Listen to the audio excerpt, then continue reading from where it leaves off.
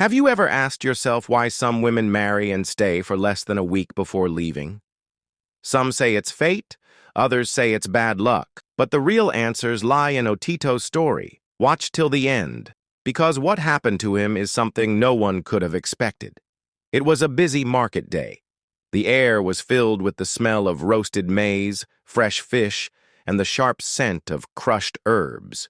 Goats bleated, traders shouted, and the occasional clatter of metal pans rang through the market. Otito walked through the crowd with his hands behind his back, inspecting everything like a village chief on a security patrol. His eyes darted from one stall to another, not because he wanted to buy anything, but because he loved market days. It was where all the village drama unfolded. Then, out of nowhere, a loudspeaker crackled to life. The voice that followed sent ripples of laughter through the market. "Hey! If you are a man who does not complete your duties very well at night, come here. We have a special service for you. We shall help, and soon you will be climbing the mountain properly." Men in the crowd chuckled, elbowing each other, while some women whispered and shook their heads. Otito frowned. Duties? At night? He scratched his head. "What don't I do at night that is my duty?" he mumbled to himself. "I buy everything at home. I even buy the best red tomatoes. Just last week I bought new bed sheets, only that rats chewed them and left holes, but I will repair them." The loudspeaker boomed again, this time louder than before. More people had gathered, forming a small circle around a wooden stall. Otito's curiosity got the better of him. He thought to himself, "Maybe they are giving out free tomatoes. Let me also pretend I don't have money so they can give me some."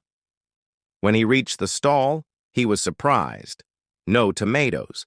Instead, there were dried herbs, crushed leaves, and bottles filled with suspicious-looking liquids. Behind the stall stood a man with a wide smile, a thick beard that had never seen a comb, and a shirt with so many pockets that it looked like a small shop on its own. The man was Neoi, the village's most famous herb seller. Otito cleared his throat. "Excuse me, sir. You said something about duties?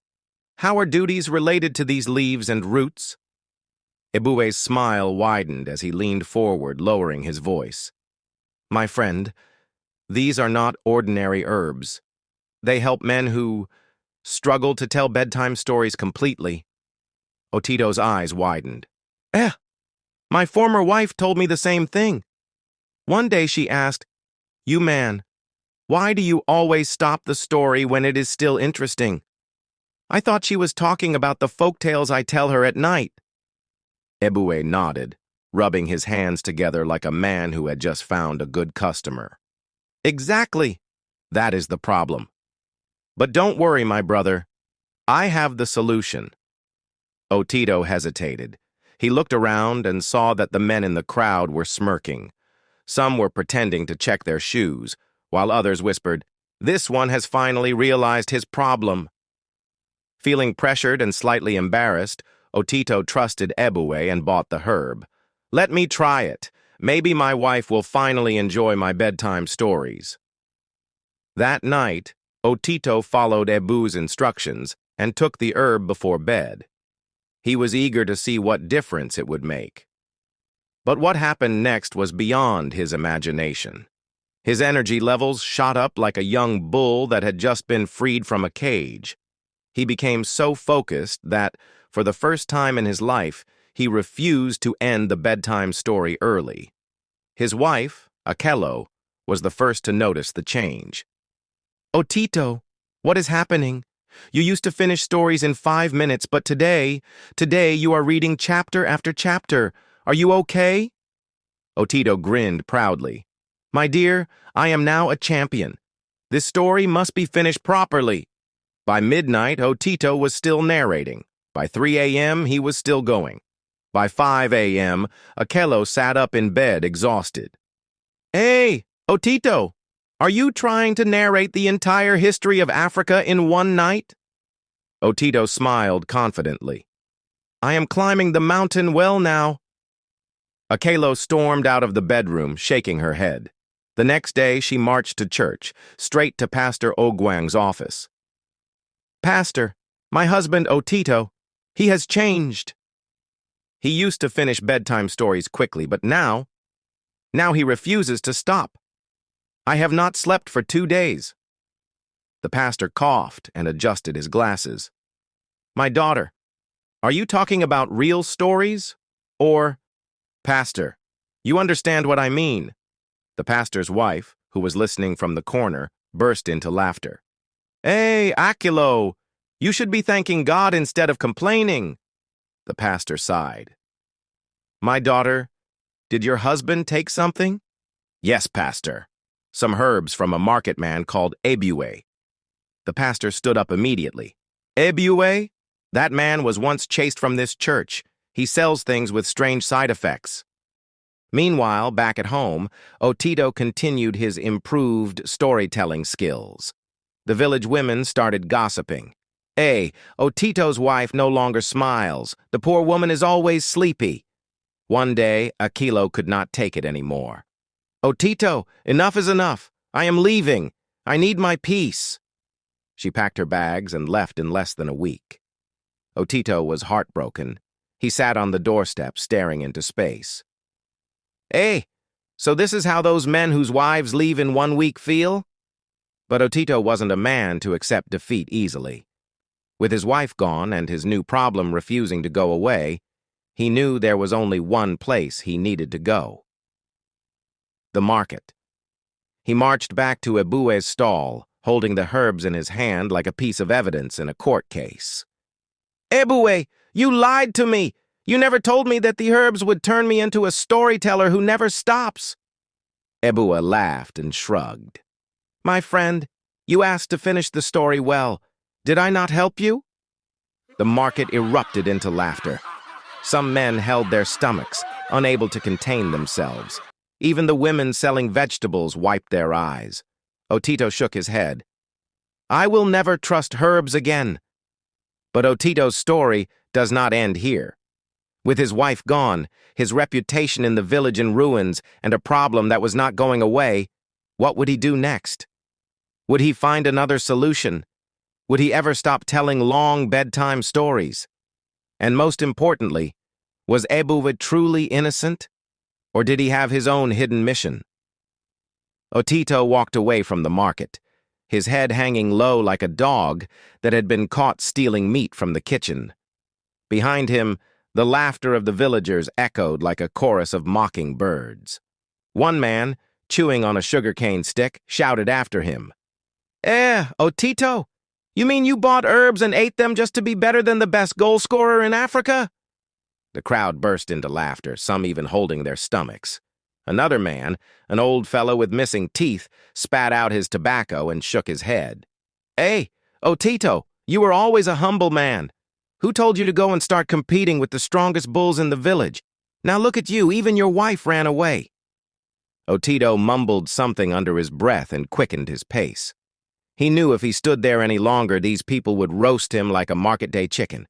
But the worst was yet to come. When Otito reached his home, his friends were already waiting for him. These were the kind of friends who never let a good story rest in peace. One of them, Jumba, was the first to speak. "Otito, we have heard the news. You mean you took the goats to the bush and now even your wife has run away?" Otito scratched his head. What do you mean?" Jumba laughed. "The herb is still working, my friend. If you're not careful, you might start telling those same stories to the goats." Another friend, Mugarwa, smirked. "Yes, and those goats will complain like your wife. You will hear them bleating in protest." Otito rolled his eyes. "You people are not serious.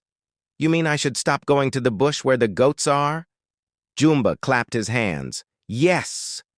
And you should also stop sleeping with the chickens in the house. Who knows? They might start writing divorce letters too." The whole group exploded with laughter.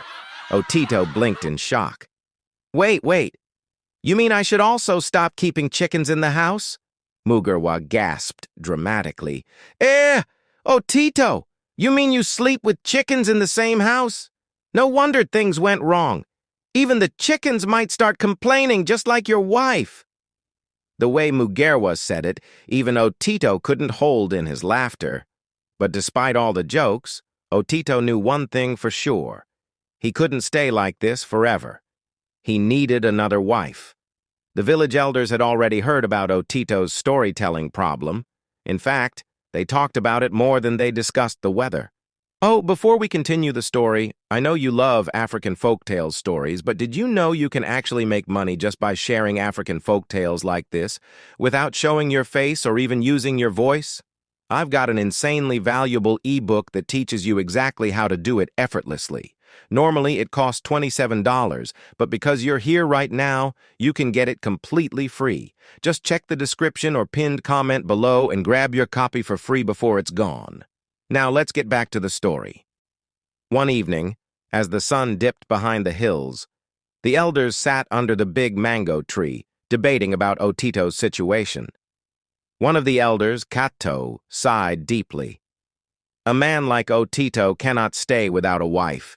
He needs someone to cook for him, wash his clothes, and— "But," another elder interrupted, "who will marry him after what happened to the first wife?" They all fell silent, rubbing their chins. Finally, an old woman, Mama Nantesa, who was known for arranging marriages, spoke up.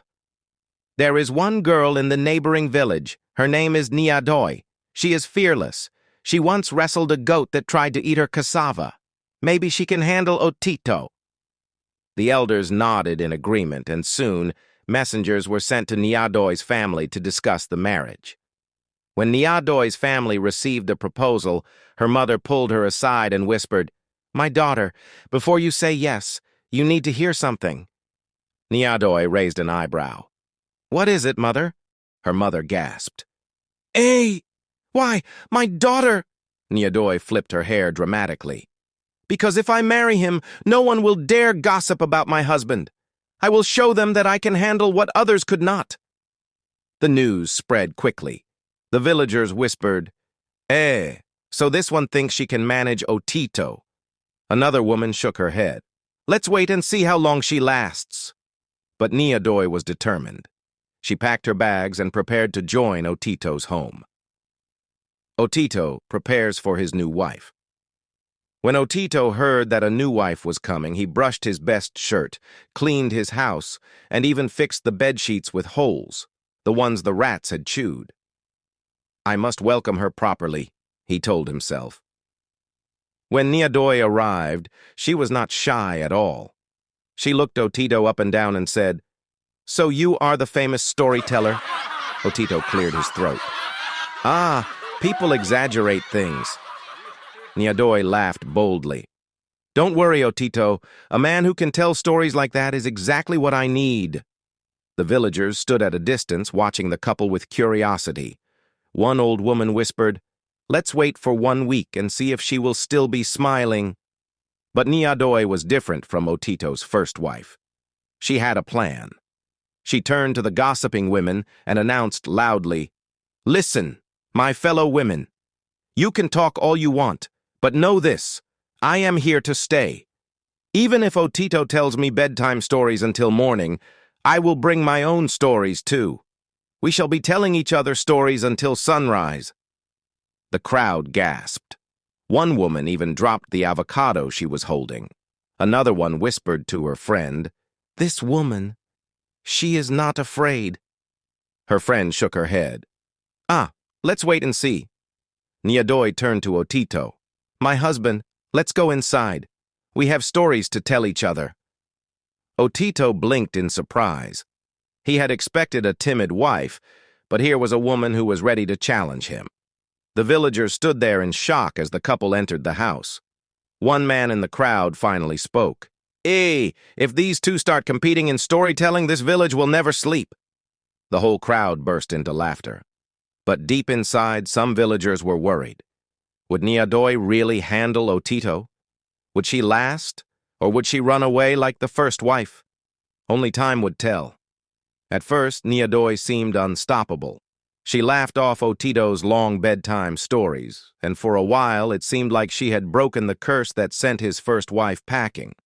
But soon, reality set in. It started with yawning. At first, it was small, just a quick cover of the mouth. Then, it became a full stretch, arms wide open, eyes watery.